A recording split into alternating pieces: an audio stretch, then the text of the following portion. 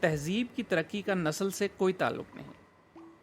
دوستو، یورپ کے بارے میں ایسا کیا ہے جس نے اس طرح کے تکنیکی طور پر ترقی یافتہ معاشروں کو پنپنے کے قابل بنایا؟ پوری تاریخ میں بہت سے سفید فام لوگوں نے یہ فرض کیا ہے کہ ان کی نسل نے انہیں پیدائشی طور پر زیادہ ذہین بنایا ہے، لیکن تہذیب نسل کی نہیں بلکہ جغرافی کی پیداوار ہے۔ جوزف آرتھر اور کامٹے جیسے فرانسیسی اشرافیہ اور ناول نگاروں کو جدید نسلی سوچ کا باپ سمجھا جاتا ہے۔ ان کا خیال تھا کہ مختلف نسلوں کے لوگوں میں فطری طور پر مختلف جسمانی اور ذہنی صلاحیتیں ہوتی ہیں، اور یہ سوچتے تھے کہ آریائی نسل باقی تمام لوگوں سے برتر ہے اور تہذیب کی تخلیق کی ذمہ دار ہے۔ کامٹے نے یہ آرگیومنٹ کیا کہ صرف ماحولیاتی فوائد ہی تہذیب کے عروج کی وضاحت نہیں کر سکتے، کیونکہ ساؤتھ امریکہ میں مقامی امریکیوں کے لیے وہی سازگار حالات تھے جو قدیم مصریوں کے تھے۔ انہوں نے یہ بھی لکھا کہ اکیلے سیاسی اداروں نے تہذیبیں نہیں بنائیں، جیسا کہ قدیم یونان میں جمہوری نظام تھا اور مصر میں بادشاہی نظام۔ اس طرح کامٹے کے مطابق تہذیب کا تعین صرف نسل سے ہوتا ہے، اور صرف سفید فام نسل ہی اسے تخلیق کر سکتی ہے۔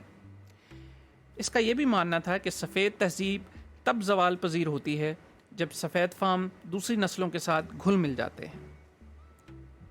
یونائٹڈ اسٹیٹس میں سفید فام لوگ برتر تھے کیونکہ وہ مقامی آبادی کے ساتھ نہیں ملے جلے، جبکہ لیٹن امریکہ میں ان یورپی آبادکاروں کا رویہ اس کے برعکس تھا۔ کامٹے کے دلائل کو غلط ثابت کرنا بہت آسان ہے۔ دنیا کے تمام حصوں میں ترقی یافتہ ثقافتیں موجود رہی ہیں۔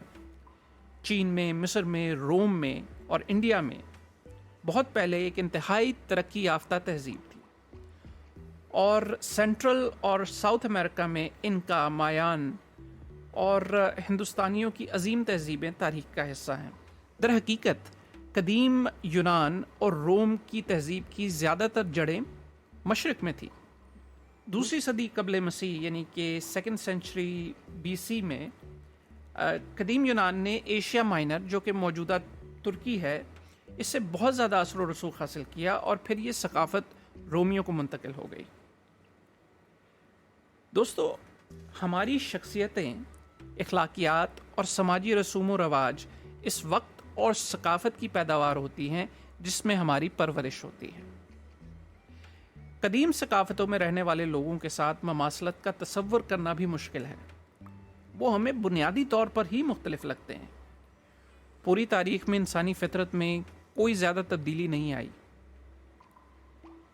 ارتقاء ہمیں یہ بتاتا ہے کہ ہمارے کھانے، سونے اور ریپروڈکشن کی بنیادی جبلتیں وہی ہیں جو قدیم انسان کی تھی۔ یہ صرف ہماری ٹیکنالوجی ہے جو کہ یکسر ان سے مختلف ہے۔ اگر قدیم یونان سے کوئی شخص ہماری جدید دنیا میں آئے تو وہ جسمانی طور پر بالکل ہم جیسا ہی ہوگا، لیکن ثقافتی طور پر وہ ہم سے بالکل مختلف ہوگا۔ انسانی ارتقاء یعنی کہ ہیومن ایوولوشن ہمیشہ سماجی، سوشل رہا ہے، حیاتیاتی نہیں۔ پوری تاریخ میں ہماری نسلوں میں معاشی، سیاسی، فکری اور اخلاقی تبدیلیاں آئی ہیں، لیکن یاد رکھیں ثقافتی ماحول سماجی رویے کا تعین کرتا ہے۔ لہٰذا اگر قدیم یونان سے موجودہ فرانس میں ایک بچے کو گود لے لیا جا سکے تو وہ بڑا ہو کر فرانس کے جدید دور کے شہری کی طرح ہی برتاؤ کرے گا۔ تو کلچرل انوویشن کیسے ہوتی ہے؟